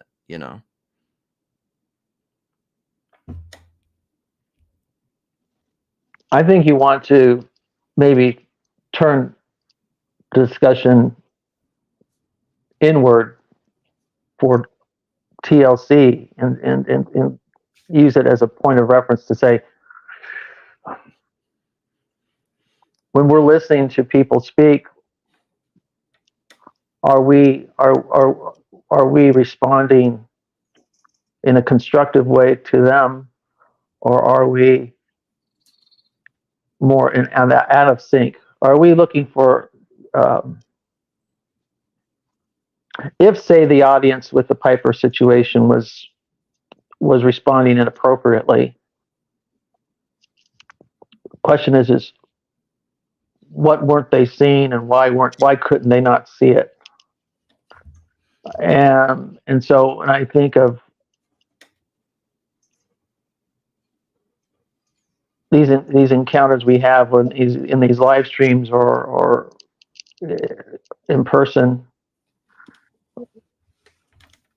are we just talking? Are we responding out of ourselves, or are we actually responding to the person that's speaking? And I don't know if I'm communicating, but No, I think I follow what you're saying, Mark. yeah, because it's really, I'm still not sure that even if we try to analyze the Piper video, we're still really only talking about ourselves. I don't. Yeah, I agree Yeah. with that. So when we encounter each other in these small groups, or just lurk or watch as an audience member of a live stream, the reaction happening in our minds, or what may come out of our mouths, how much is in loving response to the speaker, as opposed to how much is me dealing with all my shit that's boiling around inside, and all my inner angst, my childhood anxieties, my traumas, my whatever, that are all the stuff that's unresolved, Mm-hmm. that's just coming out. It's not even controlled. It's just, we do it without even thinking. It's just bleh. We think we're thinking, but most of our thinking is just regurgitation, out of control.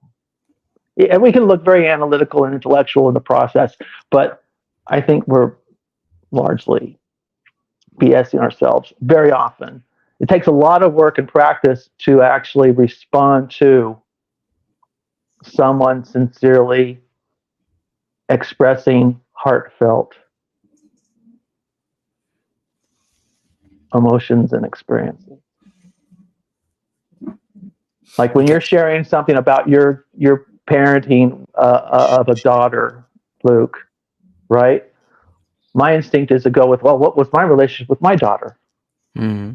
Rather than to really focus in. I can integrate my experiences, but really it takes a lot of effort to not just speak totally from my own experience with my daughter, or my own experiences as a child or son or whatever. What I want to do is see you completely and to respond to you appropriately in a way that lifts you up, carries some of your burden. Yeah. Yeah. It's almost where like I am you. I see myself in you, and it's not relating through something abstract different than you. It's I mean, I get what you're saying, and I agree. Like I know that it's a very, very hard thing to do. It's a very hard thing to do. So we got to be forgiving with ourselves too. I mean, we got to say it's not going to be perfect, but it seems to me like a goal worth pursuing. And that's another thing that's remarkable that's happening on YouTube, that we're actually talking and trying to communicate in a deep way across a virtual space. Yeah. Wow, who thought that was possible? Maybe Mark Zuckerberg. I don't know, but it's an interesting vision, and you guys are setting it up. I think you should deserve real praise for that. I don't know Thank you. what this. Well, I mean, I don't know what this thing is. I obviously see value here, which is why I'm here. But then, like, I've been talking a lot about trying to convey. I don't know. I'm always thinking about the wife story, like the internet wives of like anybody who's in TLC who's married, and it tends to be wives, but I mean, it could be husbands, Marielle, Sherry, of trying to communicate why, because this is seemingly to me, this is a newly emergent thing, and trying to communicate to someone why I find this valuable or do it. It's so I don't know, it's very strange and it's hard to do, but yeah, it's brilliant. I don't know. Like these are, I think I have more intimate conversations much more frequently through technology than I do in real life. What the hell does that mean? Well, these things are, it's kind of tidal. Like, I mean, you guys, it flows in and out, right? And comes in and out of focus. Like you and Tayo had a moment of very sincere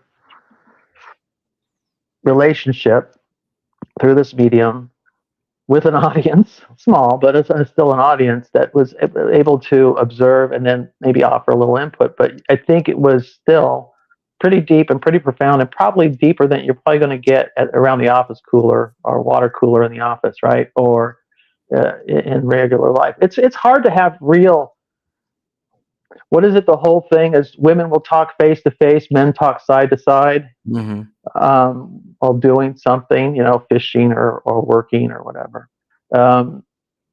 We're in some ways, this is a feminine space, right? Because we are talking face to face, but with a filter, right? That's the goal. Feminine, a little different. Masculine language. Yeah. So it looks different today than it did a year ago, and it's going to probably look different a year from now than it does now today. So it's evolving and it's shifting, and then new people are going to be bringing in their influences too. The thing that I would say is go back to what's the purpose and keep focus on what you're trying to build. And for me, it's like I said, you want a kind of home, a kind of place for people to come to, and they may come through the front door and go out the back, but it's just, that's okay. They're moving through, but it's a place of restoration, and to get fed and do the stuff that Jesus did, only it's all virtually, healing, feeding, a little casting out of demons occasionally, whatever comes, but they come through and they get ministered to, and they may move on, they may participate, Yeah, no, but I think if it's, sorry, I didn't mean to interrupt you. I just don't, if you make it about you, there's some of it, like we see so much Christian YouTube, the big Patreons. I mean, it's super chats get elevated questions. We see a lot of that, and it's like that's the dark side. That's the evangelical services with the smoke machine and the laser show. But not that I think if you make this about home, about safety, about ministry, I think you'll be good no matter what you do, whatever shape it takes. And you were going to speak, and I'm going to shut up. Thank you, Luke. No, you're great. Go ahead, Tayo. No, go, Al. I don't even remember what I was going to say. I'm just seeing these comments of like Anthony says, if I do a podcast, I need a co-host, and he's offering you up on the sacrificial altar. That would actually be great because I say very little and you're very good at speaking, so it'll be perfect. Yeah. Like your conversation with those Canadian welders, you can be my token black guy. Happily, Luke. I will be a token black guy anytime. Just to put some emphasis on what Mark was saying, I think I've said this to Lance and probably other people in the Discord, that probably the reason why Luke triggers me the most out of anyone is because it's the one I see most of myself in. And it's never really about Luke. It's always about the things in Luke that I see that I'm like, oh, I don't know if this gives me a chance to do some opponent processing with like myself using you as the as the body. So I feel like, yeah, and it's not fair on you because that does take some emotional toll on you, which I am sorry for because I really do love you and I do appreciate what you're doing. Well, thank you for that. No, it's good for me. I mean, it's emotional anti-fragility. I'm a very emotionally fragile person. I mean, not as much as I used to be, maybe, but I want to be less so. As somebody who's so emotional, and Chad knows this too. Chad's this way. It's not that emotions are bad or facts don't care about your feelings or any of that kind of nonsense. Emotions are a real Yeah. serious metric or vector, but you don't want to be, and this is a big orthodoxy thing. I mean, you don't want to be controlled and dictated by them. You know, take every thought captive to the obedience of Christ type thing. And so the thorn in your side or whatever, even if you are that, everything is a blessing if you receive it as a blessing. It's not, I need to be okay with people adamantly disagreeing with me and pushing back and even doing it poorly at times. Not saying you are, but No, like, I am. it's, you know, it's good, you know. I'll start quoting the book of James, because I know that Mitch likes it when I just start quoting scripture. But, you know, like, suffering produces perseverance. Perseverance will make you whole and complete, not lacking in anything. You know, that's Amen. Christ was made perfect by what he suffered. You know, you think you're not gonna go through the same things? That's kind of that's the road. So, And I think, just to add more in context of what it is that we're doing on this thing, it worries me that I too have more meaningful conversation on via technology than in real life. But I can't really blame YouTube for that. That was since the phone wasn't the smartphone, where I'm now speaking to people in Nigeria frequently and all of that.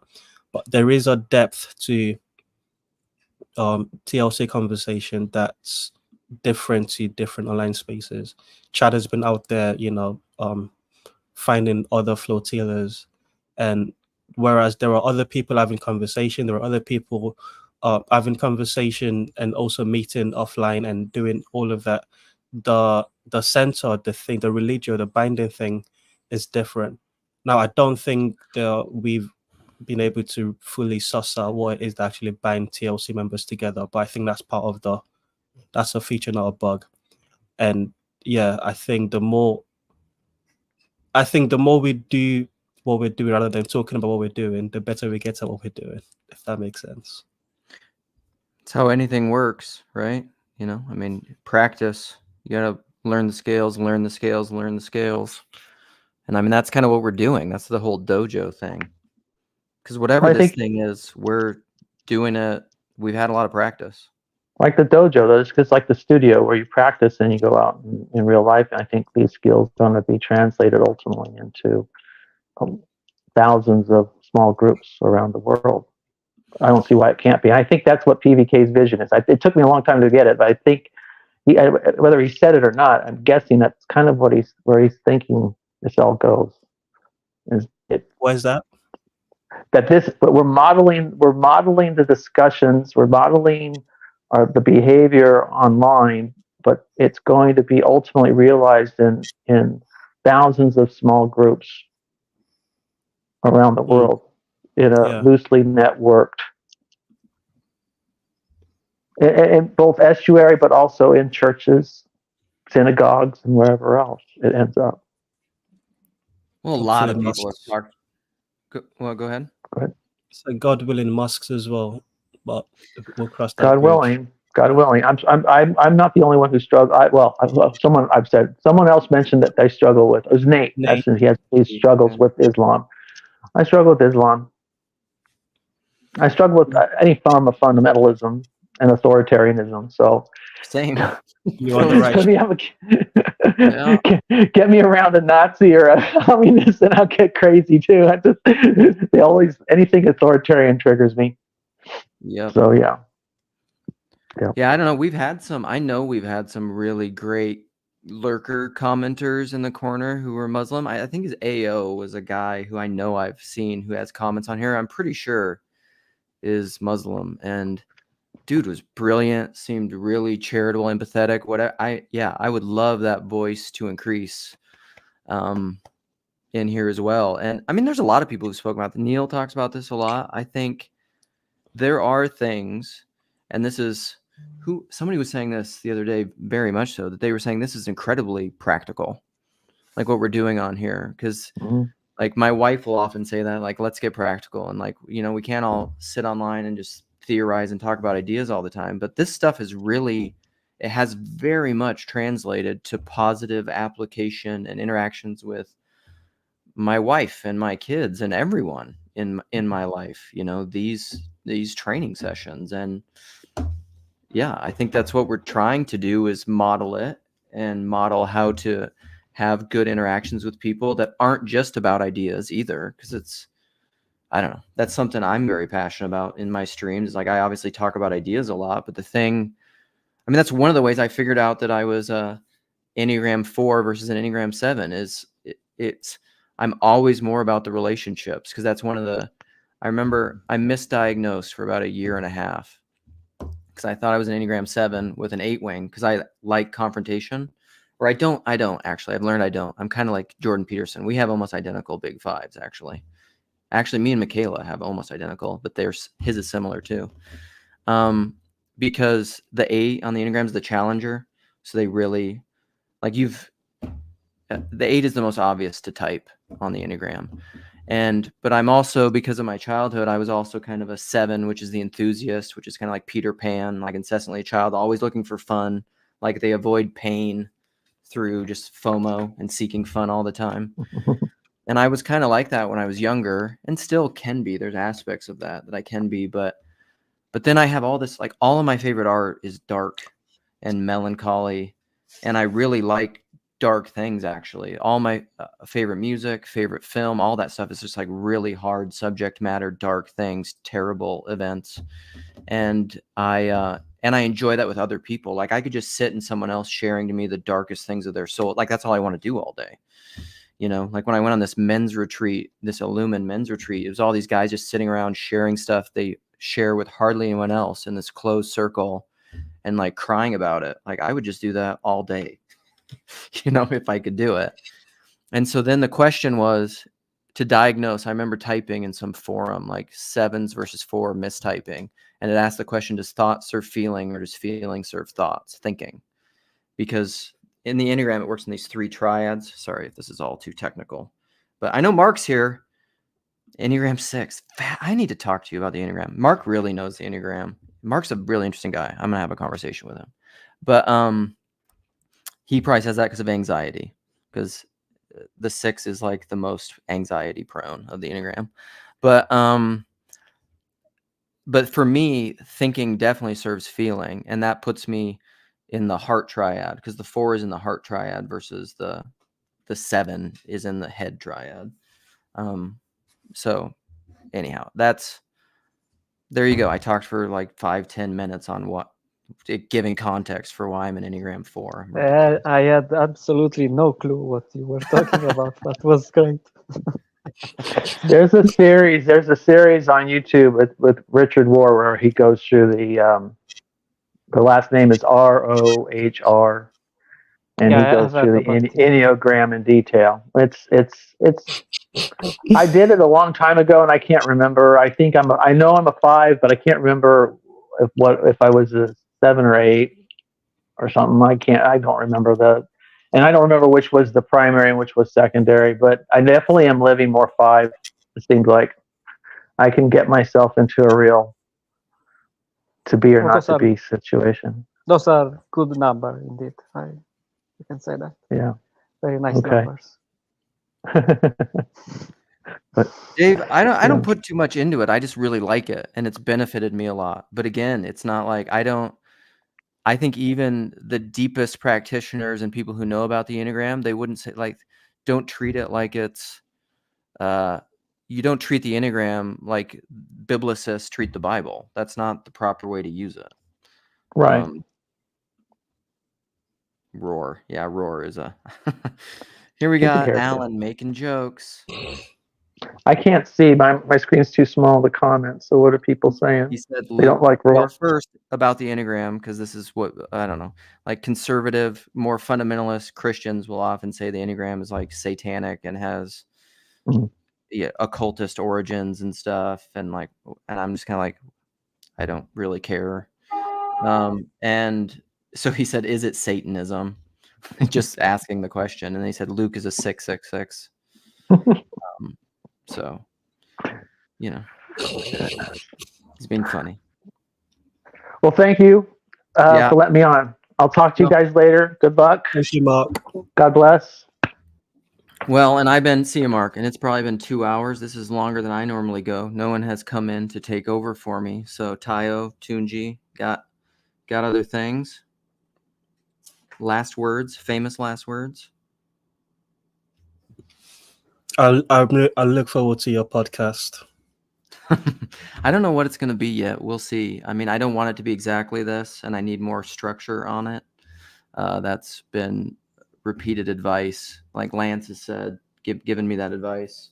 You know, like I can keep doing these things. This will maybe be parts of it, but I need to have different arms and more structure, because this kind of thing appeals to a narrow range of people who apparently like to be confused and just thrown into the chaos of my paradoxical mosaic vision.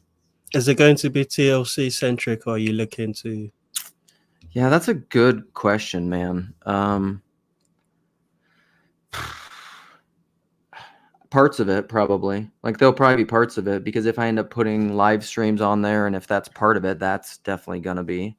And a lot of the people that I know, and if I did interviews with, are probably going to be TLC or TLC adjacent. But I also want it to be more than that. My kind of broad vision of it as the person podcast is like it's about the person broadly, generically, but then also very much specifically, it's about me.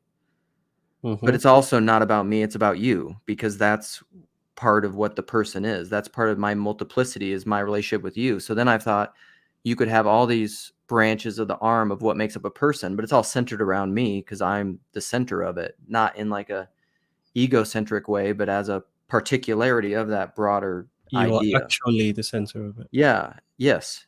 Which is part of the personal thing. So then I would interview people that I know. So I could interview people from TLC. That could be an arm. I've thought about, like, I could interview people from my community, from my neighborhood. If they're willing, I could interview people from my church. I would interview my family members and talk to them about just like, I don't know. But then I need to come up with different scripts and what those conversations would look like. But all of that kind of builds out all the different morphic fields and multiplicity of what makes a person, who is a multi-unity of many different relationships. You know, that's what a person is, I think. Yeah.